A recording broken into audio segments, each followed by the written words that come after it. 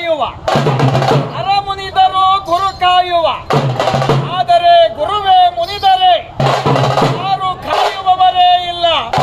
ಅಂದರೆ ಒಬ್ಬರೆಂಬುದಾಗಿ ಹರ ಹರ ಮಹಾದೇವ ದೇವ ಉಳ್ಳವರು ಶ್ರಾಲಯವ ಮಾಡುವರು, ನಾಯೇನ ಮಾಡಲಿ ಬಡವನಯ್ಯ ಎನ್ನ ಕಾಲೇ ಕಂಬ ದೇಹವೇ ದೇಗುಲ ಶಿರ ಒಂದ ಕಳಶವಯ್ಯ ಕೂಡಲ ಸಂಗಮ ಕೇಳಯ್ಯ.